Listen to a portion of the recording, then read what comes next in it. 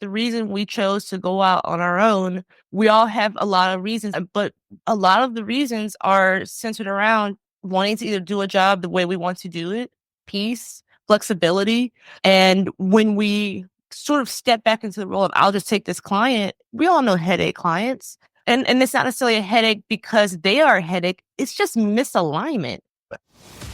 Welcome to the Simple and Smart SEO Show podcast, where we talk all things brand building SEO, helping you connect with your audience, elevate your visibility, and grow your business. I'm your host, Krista Waddell, here to bridge the gap between SEO strategy and real-world business success by bringing you insights, stories, and conversations from the SEO community and beyond. Whether you're an entrepreneur, marketer, or SEO enthusiast, this is your place to learn, share, and build a brand that stands out. So grab a coffee or your favorite tea, and let's dive into smarter SEO for your business. Welcome back to the Simple and Smart SEO Show podcast. I'm your host, Krista Waddell. Super excited to be here today with a new friend, Raycheal Proctor, who I met at Brighton SEO San Diego in 2024. It was an amazing conference full of super smart people like Raycheal. Raycheal is an agency owner who also specializes in Omni-Channel marketing. And I loved her presentation at Brighton. I knew that you would love hearing from her today.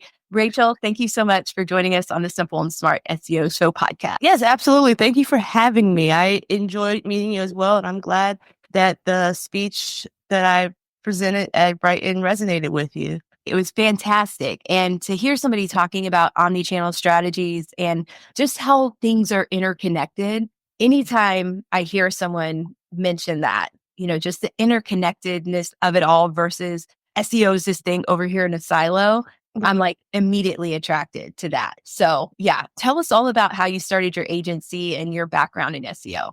Yeah, sure. Let's back up a bit. So I am classically trained musician, right? And in order to do that, I learned a lot of different instruments, and I run music schools, a lot of music education and composition. Within that, I understand how all these different instruments and parts work together. At one point, I decided to have dual careers, and part of that is focusing on marketing and really learning about how all the different parts of marketing work together. I learned all about these things, and it got to the point where I just saw so many agencies with different teams working alone, freelancing, and it didn't matter what industry. Could be nonprofit, it could be healthcare, it could be entertainment. I just noticed that all these different marketing efforts were siloed. So that led me to start my own agency. As most people in this industry in marketing, we always sort of have our side hustles, our side loves, side families. And I just took all of those and create my own. And it's been wonderful. It's been great. And part of it is I like to do a good job. And part of doing a good job is using our resources and making sure our efforts are efficient and they work together. And that's where omni-channel marketing comes in. To me, it's a no-brainer. The long-term gains we get from SEO should absolutely and directly complement the more short-term and strategic gains we get from paid media. That should influence what's going on online, but also offline. So that's what led me to sort of develop the philosophies I have now. And even and being comfortable in developing my own strategies and approach comes from walking into rooms with people who are at the top of the company food chain who didn't know what they were talking about or just sort of regurgitating something I saw on YouTube. So I said, okay, so we could all just make up what we think and execute it. And that's sort of what I've been doing. So since philosophy 101 freshman year, it's just like, oh, so everyone could just do their own thing here and make life their own. So make their own reality. Correct. Yeah. I hope that's a long-winded way to say I saw a better way to do things, and I never wanted to or will be limited by just sort of one channel. I like for everything to work together. That's long-term efficiency, and learning how the team work together. It benefits everyone, not just financially. I find you so brave. I think that's incredibly brave, because you were in an agency and you saw a better way. And so you stepped out on your own. But I do want to take a moment to just kind of back up and define omni-channel marketing, because I know there might be, someone on the other side that's kind of like, I think I might understand the concept of that. But if we could speak the same language, that way we aren't creating our own realities, but have just kind of like a basis of what we're talking about today. How do you define omni-channel marketing? Yeah, that's great. we do need to agree on the semantics here. So when I think of omni-channel marketing, I think of different marketing efforts, different channels working together. And why do you think it's critical today? Whereas before there were, like you said, siloed departments. Why is it more important today that people embrace omni-channel marketing? It's a good question. Well, because we're going to have better results. Ultimately, we'll have better results and we can preserve the integrity of our industry. For instance, I'll do a paid media example. Let's say I'm running a campaign on Google Ads, right? And we're working for a law firm and our CPCs are high, like comically high. We're talking like $35, $40 a click. And we have a budget. There are different ways to get that CPC down, right? And that's considering our organic approach, our SEO, making sure that the content on the page and everything is sort of collaborative. You said, why is it important? You're going to get better results. You're going to get better results. People won't just think that we are a churn and burn industry of snake oil salesmen. When you're working in silos, your results are eventually either going to plateau or plummet. And to keep pushing them up, you're going to encounter this sort of frenzied approach. But if everything works together, you're going to see gradual improvements and lasting improvements. And that's why I think it's important to think holistically, because as so many people have sort of flooded this industry, digital marketing, and now I think people are, especially after COVID, wanting to go outside more.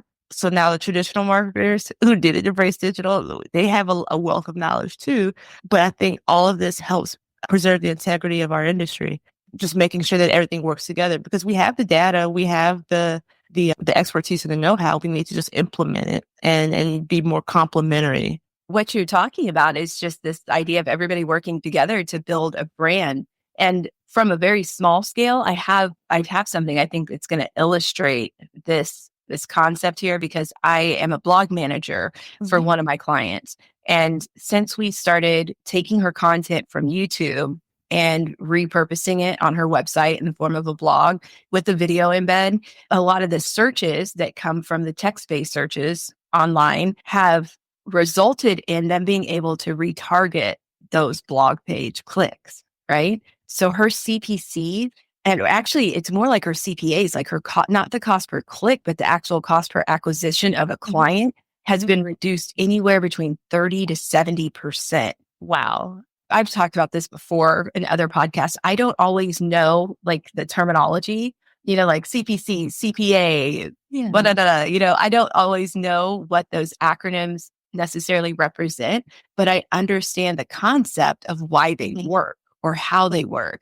And so it was really exciting when I finally had like some data that I could actually present and show and say, oh my gosh, this is what my work can do for your business. Right. But it takes that multi-channel or omni-channel approach to really be effective. Right. Absolutely. Yes. And congratulations. Those are really good results. And yes, absolutely. Throw the confetti. And I think the next step would be to, keep that life cycle going and keep engaging with those clients and make sure that they are being retargeted on different platforms. And that's more of the omni-channel approach to things. It's like, okay, we're doing great here. Let's see how else we can work together efficiently to deliver the best value for our clients and also make ourselves look good without budging any data. Yeah, I guess I've dealt with some interesting folks in the past. Yeah. And she's got a lot of things working because obviously she's got the YouTube channel, we've got the blog, and then retargeting ads. And then, of course, her email pushes to say, hey, we've got this video or this blog or whatever. There's all of these different ways of interacting with potential customers working together. And because she's a small company, and she has a small team, there's no competition for attribution. It's just like, hey, this is what we're working for. And these are actually the outcomes that we're seeing. And so we want more of these, but it's not, we're only going to give credit to the YouTube channel for this, or we're only going to give credit to Crystal for this. Although she did say, I attribute this to the work you're doing on the blog. So I will take that praise. You know what I mean? Absolutely. But I loved that I could see that in action, where it's like you could have all of these different channels, but ultimately they're all pointing towards the same goal, which was selling this particular product. Right. Very cool. And Yeah. I think that's the goal. And when we start to get really clever with the different products and how they can complement one another, that's when I think a lot of magic happens, and we're able to see those true results. And you mentioned like the offline marketers kind of redefining their place in Mhm. marketing world right Yeah. now. Yeah. I feel like I kind of fall more into that category plus, the SEO Mhm. category, but PPC is something that's unfamiliar to me. And I'm a little disappointed in myself because Brighton SEO, they had the SEO conference right next Yes. to the PPC conference. I've Mhm. been kicking myself because I'm like, I should have been going to more of the PPC presentation. Yeah. Of course, not missing yours. No, You know, no, no, no. I actually am helping PPC Hero, so I'll be doing a lot with them to do their revamp. So you can see my writings and musings there as well. Awesome. Well, and so that's what I was just thinking. How can you stay consistent across these different, channels, especially when you're not familiar with one, like say PPC for me? Sure. So it's an approach. So you get excited when you start speaking in more of a chipmunk register. I'm like, I'm sorry, I got you all amped up. My dog's ears are just like, whoa, whoa. Okay, so that's a great question. I think intentional study, intentional review helps satisfy that. Meaning, we take projects that keep us fresh. We seek out maybe projects that keep us fresh. So say, for instance, if we're going with your example now, the next step would be implementing maybe some paid ads. You mentioned paid ads. Well, in order to do that, you would need to make sure that you're proposing an effective plan and executing correctly and being able to measure that. So now you have a reason, more of a reason, you have a goal. So then you study different parts and you just do bite-sized chunks. As the music analogy would be, you don't write the entire piece. You start step by step and what is applicable to you. And you do that very well. And while you're doing that, you learn more. So for me, my Mondays, I really try to hold sacred, meaning, I mean, can you imagine a world where you say, I don't have meetings Mondays before noon? I don't think it's natural. And so it feels weird, it feels icky. But during that time, I do a lot of organization, a lot of set intentions for the week, and also just to study. So, I feel really solid on all these areas. But if I know I have a client or if I have an interest or there are things changing, let's say within paid search, some of the things that they're rolling out, some of the updates, I want to make sure I devote during my intentional study time to review those things. And that's how so a very long-winded way to say, just devote time incrementally. Like this week, I brush up on all things SEO, even if there are things that I think that I'm already good at, I have a library of books, just sort of thumb through. You just give yourself an hour or two per week to either review or enhance. And that's how I stay abreast of the different channels and the different ways that things are moving forward. I have a two-part question for you. So I'll Okay. start with this. In regards to, say, mapping a customer journey, I'm never hearing from you or about you before to the actual purchase or conversion situation. Is there a place where like SEO fits and then PPC fits or social media fits? Is anything that you've discovered that's not necessarily hard and fast, but like guidelines in that funnel? I work a lot right now in the B2B space. I like how the potential for structure is. And I focus a lot with something called account-based marketing. We can get more into what that is, but I work very targeted. I don't really have a spray and pray approach. I try to provide immediate value for anyone looking for sort of what I do and what my specialty is. I've mentioned music a lot. Clearly, is something I'm into. So I know that a lot of symphonies, orchestras, of course, they need marketing. If you go hang out with them, every single day the sky's falling. Oh, classical music is dying, and we will be on the streets. And it's a lot like Charles Dickens for some reason because they're dramatic people. So one of the challenges there is it's very niche, and you have to be able to address their very specific concerns. So that's what I do. My approach is very targeted. I already know what their problem is, and then I provide a possible solution. And my solutions are either workshop based consultative base, or my agency will take on and help plan and execute what you need. That's important because a lot of times these more niche organizations don't know exactly how to find what they're looking for. So that goes organically. I have blogs that say how to hire a marketing director, how to hire an agency. And then within that, with certain target audiences, I make sure to explain to them my full credentials and how I can help them. So short answer is I have cut out the process of them finding me because there's so much digital noise. And I have a very long list, years of list building of folks who I know could directly benefit from my services. I go to conferences. There's tons of conferences. I stay abreast. I join webinars, and I just make sure that they know that I'm available when they are ready. Some of these folks work on grants. I'm really great at Google Grants. I'm great at making your Google Grants complementing with what you're doing organically, et cetera. So short answer is I use what I know with account-based marketing, and I do a hyper-targeted approach when I find my clients. And it's awesome because in being agency owners and entrepreneurs, you have two ways to go about it. You can take what's given and love it and be happy with it, or the way that they want to select what agency to work with. You can have that same level of discernment with the clients you take based off of what you know will succeed. And I think that's the difference between just that churn and burn versus providing real value. You said so many things there that I'm going to have to address just super fast before I ask my next question.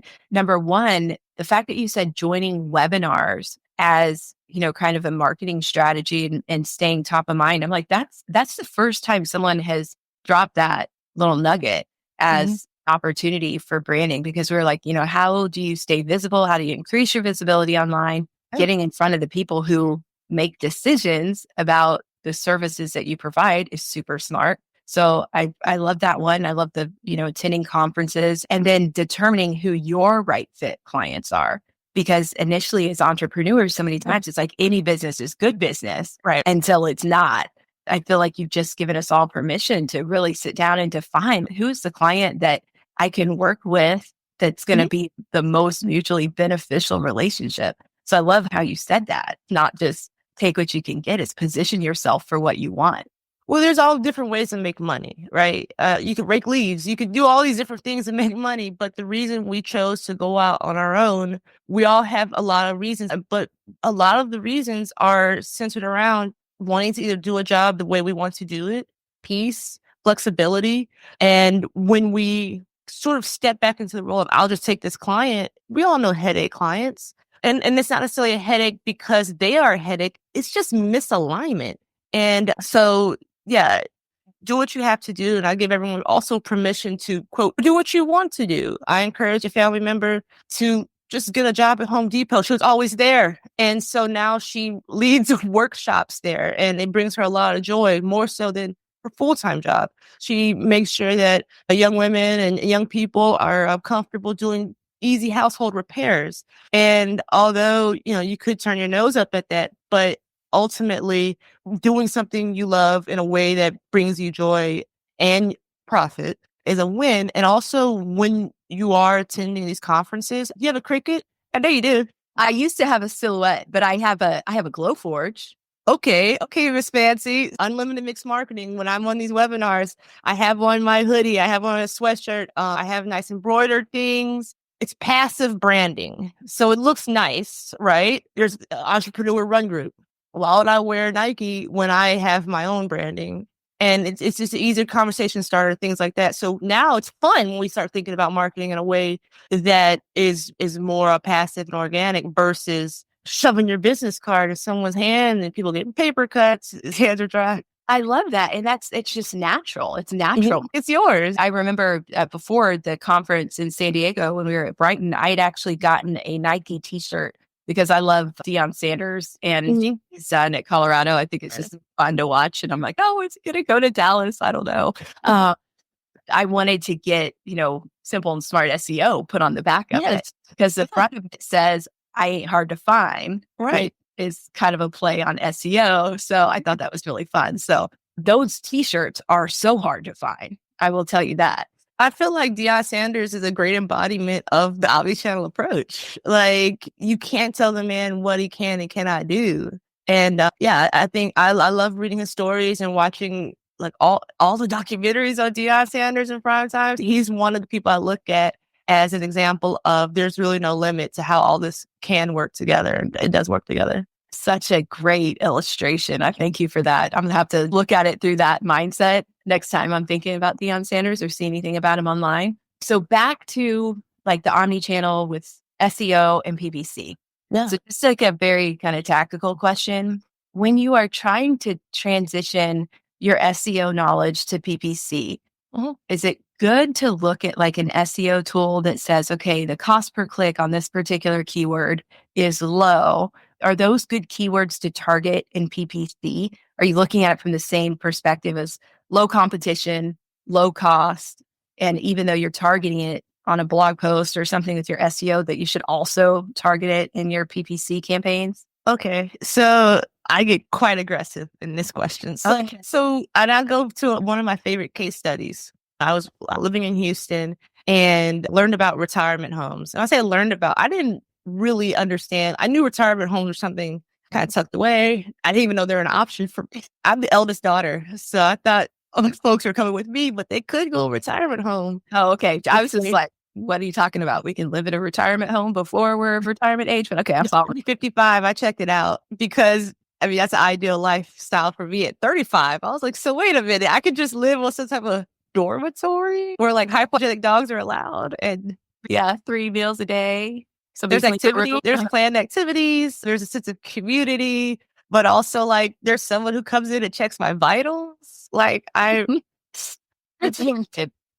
about this sounded amazing. So besides from that, when we talk about an omni-channel approach, and I hope that comment doesn't get me canceled, but honestly, it sounds like a good time because there are also some deep tissue massages when needed. Everything that you could ask for. Just makes my eyes water thinking of the possibilities. Guitar circles. So we had two dueling, and I mentioned this at Brighton, and I have tons of examples like this, but this is the most aggressive one. And we had dueling sisters, and they're both heiresses to these retirement facilities. I think I changed it to hotel for the conference, but they're retirement facilities. And one was a very like outgoing type woman. She was in the theater. She mentioned that daily. And she was very gregarious and did a lot of workshops, which I loved that she was out. She wants to be on radio and all this. Her sister was more of a throw money at it. So if one sister is putting the plays on at her retirement home, the other sister is saying, we need updated X, Y, and Z. Like she's more monetary. She liked to throw money at the issue. That's paid search. The other sister liked to speak from the mountaintop. That's what. So now as the marketer and someone in the meetings watching catastrophe go on, I say, hey, let's make sure you own in 6 months and then 12 months, I want to own these keywords. I want when anyone searches for Houston retirement home, Houston luxury retirement, I gave her 10 keywords that we're going to own. This is where we are with these keywords right now. It was horrible. I'm talking to the sister who I had an aggressive paid search campaign for. Those same keywords outside a different meeting, I say it's almost similar keywords to the other sister who wanted to be more seen, wanted to be a thought leader. I want, when we look organically, I want your content to show up. And then I just bounced them off each other. So if I notice one keyword was lagging within our organic ranks, we needed a boost or we needed to bump someone else out the way, I had an aggressive paid search campaign and made sure that we just pretty much boosted everyone out the way, but were complementary for one another, but they still got their objectives met. One, the sister who had an organic campaign or organic strategy, she was almost at capacity. She was just being ornery. The other sister saw dramatic growth, retention. Like, so retirement homes, especially luxury retirement homes in Texas, have 5 to 6, 7 years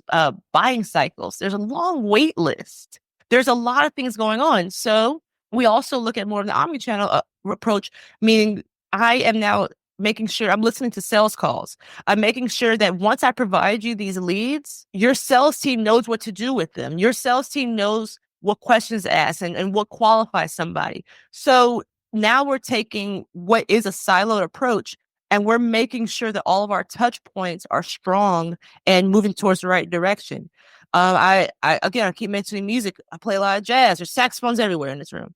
So I'm very comfortable being around those situations, which meant I was at the workshops, I was going to the retirement homes and learning about the audience in a way that made sure to drive home and make sure we got our results. So when you're looking at retirement homes, and that's why I brought up, I didn't know it was an option for me. I thought my parents were staying with me, but they're not. But when I'm thinking about all the people that go into this decision making, we're talking about the children, we're talking about the parents, of course, and we're talking about the spouses. All these people are looking for information. So I'm also ADA compliant furnishings, ADA compliant construction companies in Houston. We're also taking some of those keywords and making sure that the retirement homes are showing up, because in my research of these different audiences and these different perspectives, I learned that typically it starts off with a question. You're on a wait list, and then you try to remodel your home, especially at this caliber.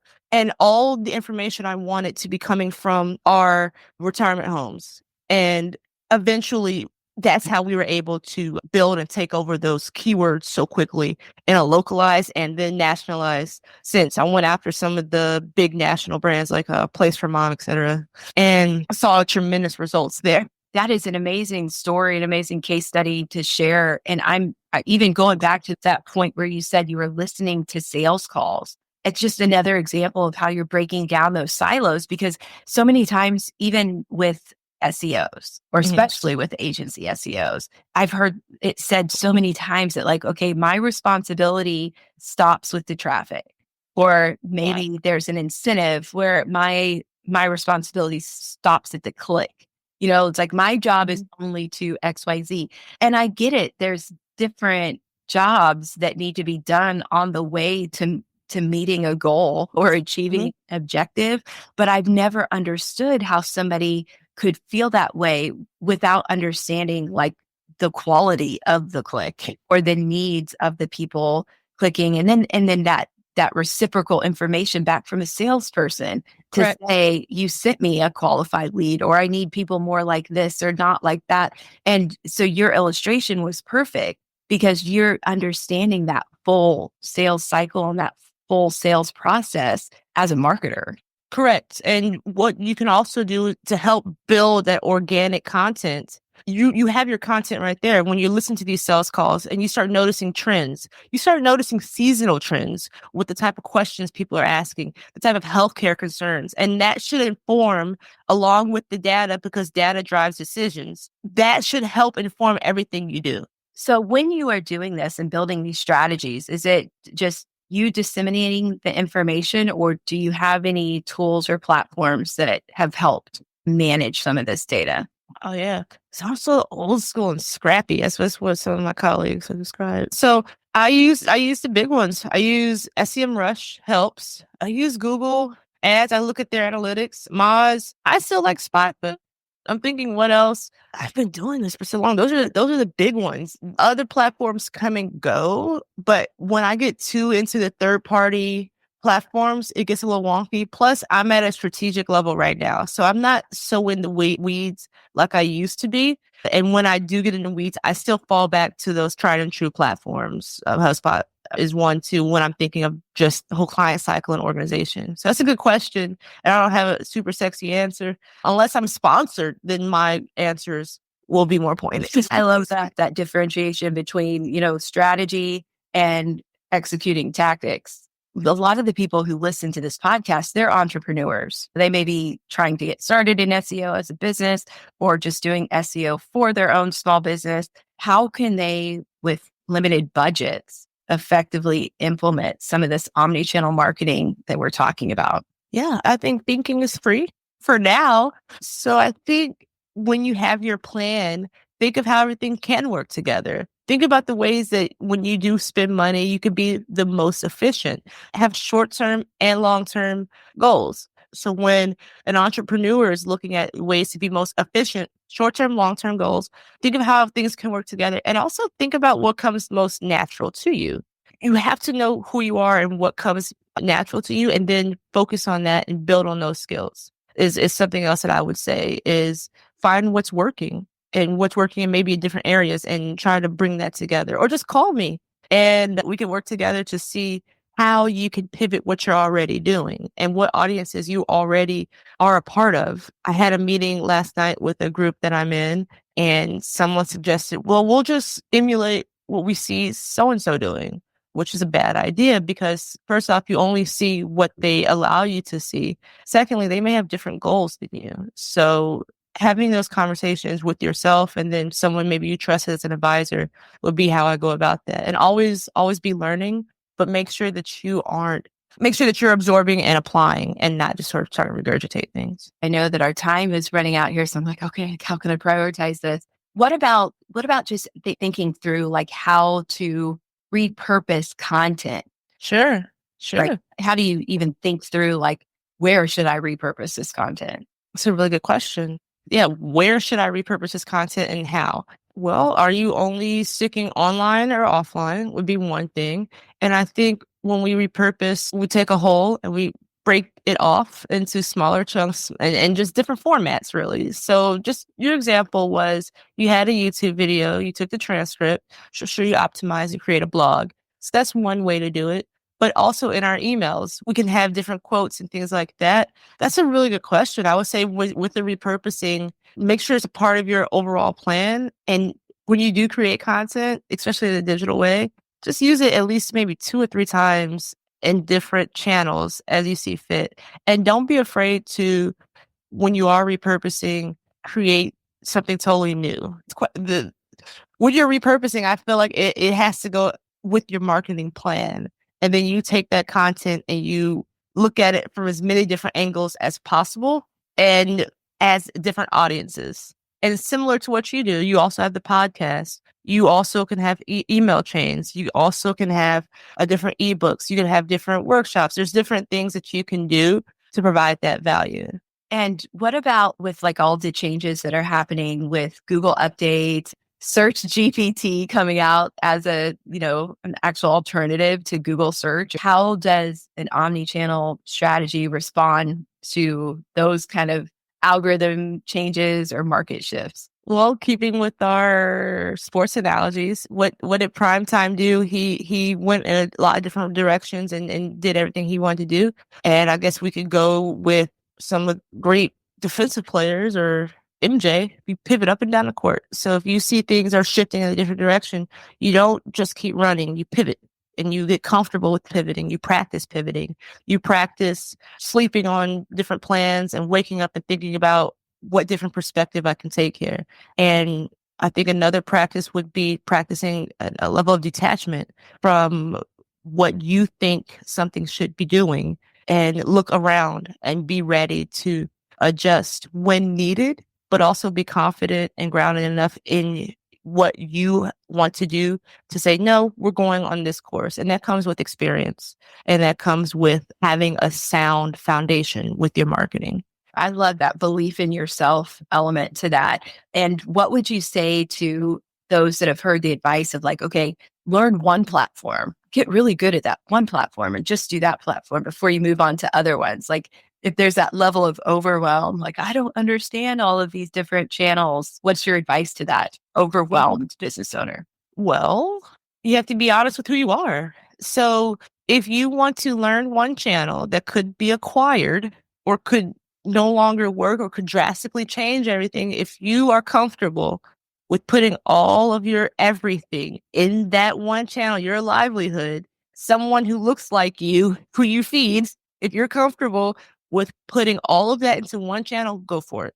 Otherwise, you're going to want to make sure that you're able to be a diverse marketer and pivot, just like we said. I have never thought about it that way. That is such a great paradigm shift. Yeah, that's it's putting a lot of trust into something you have absolutely no control over. When you do have control over the way that you approach things, the way that you handle certain situations, the elasticity in your mind, being able to say, okay, it's a new platform, I'll learn this. A lot of platforms follow the same sort of setup. I'm working a lot in ABM, as mentioned previously. So a lot of the DSPs out there, Terminus, Sixth Sense, now Propensity is a smaller entity. They all sort of work together. And I've spent weekends making sure I know the difference between them and how to navigate that. And also training my team to be able to sort of get in the weeds with certain things, but also empowering them to know what the pros and cons of each one is. And if this falls out, if our client doesn't have the budget for this, how could I do this without this platform? That's a strength versus, well, I can only work on this one platform. That's yikes. Okay, real quick, what's a DSP? A DSP is a demand side platform. Essentially, it's how in ABM marketing, we're able to truly map that customer journey and succinctly learn how they're interacting with all of the content we have out there online and offline. It's a great way for marketing and sales to come together as well. Yeah, that sounds like an amazing tool that I want in my life. Yeah. I used to work for one of the major ones and learning how they worked and learning the intricacies. So as your agency on record, one of the benefits is I know what questions to ask. I know what levers to pull deep within those platforms versus someone who's learning from the outside. Yeah, I didn't even know such a tool existed. But okay, so let's finish with these two questions. Sure. What is your top piece of advice for brands looking to create a seamless omni-channel experience for their customers? Okay, cool. I would say start where you can. An omni-channel approach can easily be 2 to 3. It doesn't have to be what I spelled out, but start off seeing how 2 channels can work together. Get good at that. Give yourself 3 months. Give yourself time. A lot of us have gray hairs. So give yourself some time. You know the value of time, but stick to it and be disciplined. So give yourself maybe 3 months to figure out how this works and then just scale up. You don't have to tell anyone what you're doing, but just give yourself time, give yourself grace, but find out ways these can work together. Earlier in our conversation, we talked about paid search and how sort of they work together. Spend 3-6 months making sure that that is tight and then loop in something else and just build on it. So if you're feeling overwhelmed, at a certain point, that becomes a personal problem and you need to start scaling back a bit and focusing on what matters the most. You are just as awesome as I thought you would be as an interview guest, Raycheal. Thank you so much for all the time that you've spent with us today and all the amazing practical advice. I can't wait to go back and listen again. If someone is interested in connecting with you in terms of hiring you as their agency partner, how can they get in contact with you? So Unlimited Mix Marketing, there we have forms that you can fill out really quickly. Also, there is a phone number you can call. We're taking it old school. There's a number you can call. We'll answer the call and take your information and do a quick qualifying just to make sure that from a top level, we're aligned. So just unlimitedmixmarketing.com. Also search me on LinkedIn, shoot me a message that way, and I'd be happy to connect with you. I'll make sure to add all of those links for Raycheal in the show notes. An omni-channel approach, including the telephone. Who knew that could be a part of our marketing efforts? We have to answer the phone though, right? That's the hard part. Yeah. Just shoot a text to the number if that's where you're most comfortable. If you FaceTime me at a certain time, you might, get the cool sunset with me, but otherwise there's multiple ways to reach out and I welcome the alignment. And if not, I have a great network and I can make sure that hopefully you end up in the best hands possible. I love that. My sunset sister, Raycheal Proctor. Absolutely. Yeah. Crystal, it's been an absolute pleasure. And for you on the other side of the headphones, I will see you next week. Thanks, Raycheal. Thanks a lot.